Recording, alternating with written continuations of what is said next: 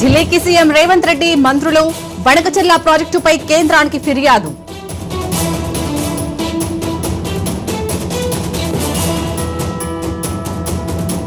చంద్రబాబు అధ్యక్షతన SIPB meeting, పెట్టుబడులకు ఆమోదం తెలిపే ఛాన్స్.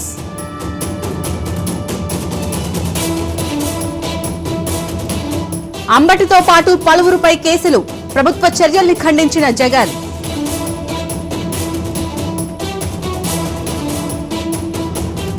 యూకే పర్యటనకు బయలుదేరిన కేటీఆర్ ఆక్స్ఫర్డ్ ఇండీ ఫోరం సదస్సుకు హాజరు.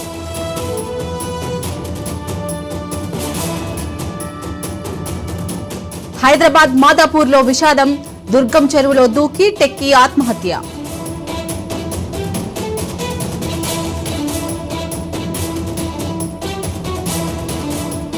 రాజన్న సిరిసిల్ల జిల్లాలో కారు బీభత్సం, బైకును ఢీకొట్టడంతో 2 మృతి.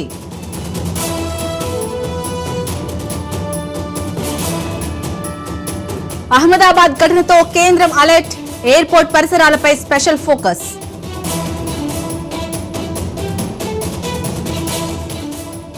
ఎయిర్పోర్ట్ సమీపంలో ఉన్న భవనాలు, చెట్లపై ఫోకస్, 60 రోజుల్లో భవనాల ఎత్తు తగ్గించాలని నిర్ణయం.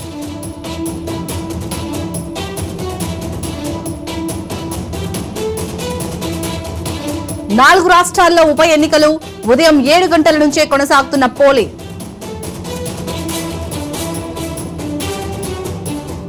పాత ఫీజులతో ఇంజనీరింగ్ కౌన్సిలింగ్, టీఏఎఫ్ఆర్సీ కమిటీ భేటీలో నిర్ణయం.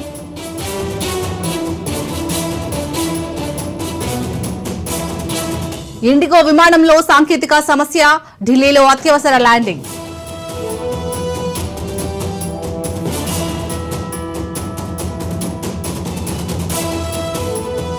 మహిళతో మంత్రి సన్నిహిత ఫోటోలు లీక్, పంజాబ్లో రాజకీయ దుమారం.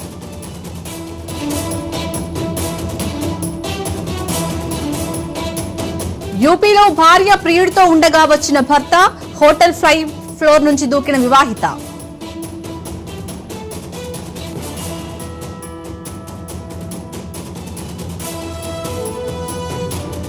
సమోసాలో పురుగుల మందు కలిపి భర్త హత్య, జార్ఖండ్లో వెలుగు చూసిన మరో ఘటన.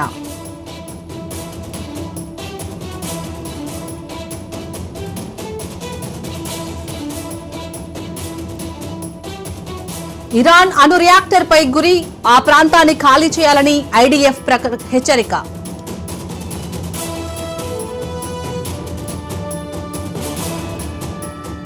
ఇరాన్ పై దాడికి ట్రంప్ గ్రీన్ సిగ్నల్, ప్రైవేట్ గా అంగీకరించిన అమెరికా అధినేత.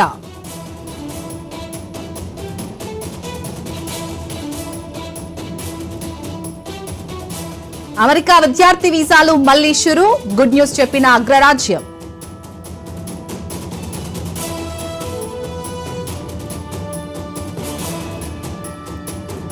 భారత్ పాక్ యుద్ధాన్ని ఆపింది నేను కాదు, ఎట్టకేలకు అంగీకరించిన ట్రంప్.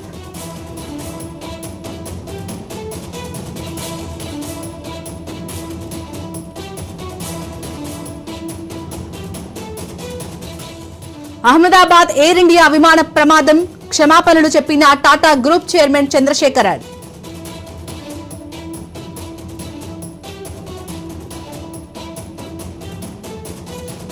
ఇరాన్ నుంచి భారత్ కు చేరిన 110 మంది విద్యార్థులు, ఇందులో 90 మంది జమ్మూ కాశ్మీర్ కి చెందిన వారే.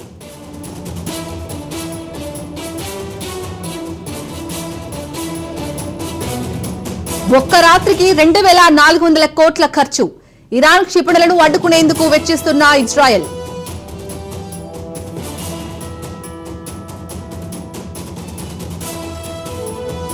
ఇజ్రాయెల్ పై ఇరాన్ ప్రతీకార దాడులు, ఆసుపత్రులు, స్కూళ్లపై బాంబుల వర్షం.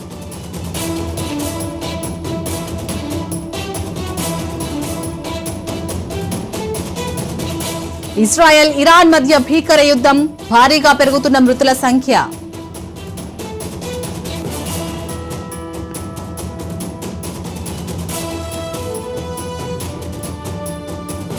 నాకు ఇష్టమైన వారి కోసం అన్ని ఇచ్చేశాను, ఒంటరిగా గడపాలని ఉందంటూ అభిషేక్ బచ్చన్ పోస్ట్.